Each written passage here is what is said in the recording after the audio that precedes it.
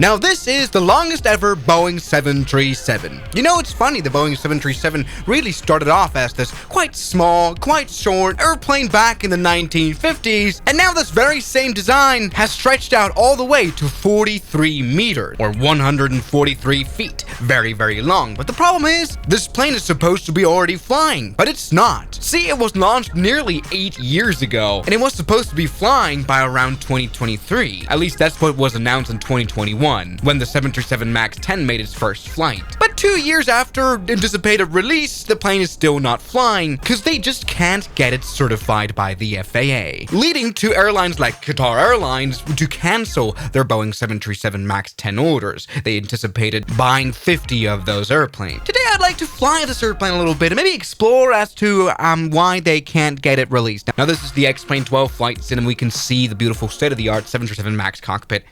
I do like flying the 737 MAX. It's funny how retro it is. I mean, we have huge glass screens for sure here, but an overhead panel that looks exactly like a 737 from the 80s. Let's go ahead and take off on the longest ever 737 MAX. You know, it's funny how they really stretched to the limits here with this airplane. This thing is probably the longest the 737 MAX could ever be. I mean, just the tail strike. Dangerous, crazy. Also, why is there black smoke emitting from the engine? That's a little bit too much, right? Let's go take off. And we've done a tail strike. Great. All right, put the landing gear up. The airplane flies, and you know, this plane has been flying since 2021, yet the FAA won't certify it now. Why? Because of the new 737 MAX software. You know about the 737 MAXs that kind of crashed in the last decade? Obviously, a huge scandal also for the FAA, because it turns out the 737 MAX didn't have the sufficient software to handle the new anti-stall measure, the MCAS. I've talked loads about this on the channel. See, for years now, the 737 variants have had the stall management yaw damper system, the SMID system, which are great safety enhancement. But because the 737 MAX engines are of course so much bigger than the small CFM engines here, that's not a CFM engine, they have to change it. In fact, they have to improve it by adding an EAOA system. This is very technical, no one cares, but this is really just a software question. This experimental 737 MAX 10 test flying airplane has what it would take for this airplane to be certified in terms of its hardware, but the software that prevents stalls in this airplane with this huge engine just isn't what the FAA wants. Yes, the FAA is being quite strict on Boeing at the moment. This very stall management yaw damper system right here that the 737s have is certified to a level B, but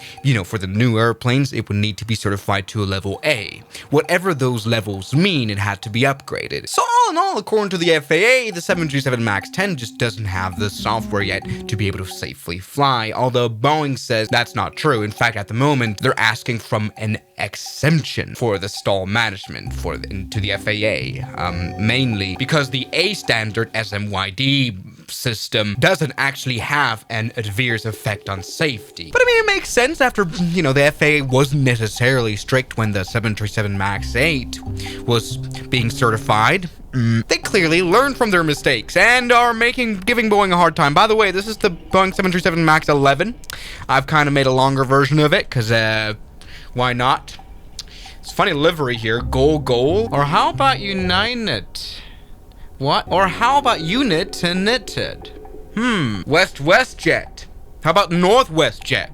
Kanye West Jet? Ryanair. Great. No, that's true. The 737 MAX 10 is obviously the longest a 737 could ever be. Why Boeing can stretch the 737 MAX longer? I think we just did. No, this plane would be way too long to be at all certified, mainly because, I mean, the 737 MAX stays quite low to the ground anyway. Yes, the landing gear struts aren't very long. This is not a monster truck. I mean, the whole idea of the 737 was to be able to board the plane from the ground using built-in stairs. But also, in order to make this MAX 11 here, we would need to make the wing span longer. And that would mean that the 737 MAX 11 could not fly to the airports it's intended to fly to and the gates it's intended to go into. You know, it just would be way too big of an airplane, although, you know, I mean, we can probably seat like 1 million people in here, so I try to take off. I mean, this right now is as much as a plane you can fly on as a passenger on as the actual MAX 10 is. Also, I've done something wrong with the modeling. I wonder if this plane flies at all. I mean, we're gonna do absolute tail strikeage anyway. Come on now, 737 MAX 11, you can do it. Oh, there we go. That is not only a tail strike, that is That was crazy. Okay, there you go. Putting up the landing gear, though. Please ignore my slight issue here of modeling the airplane properly.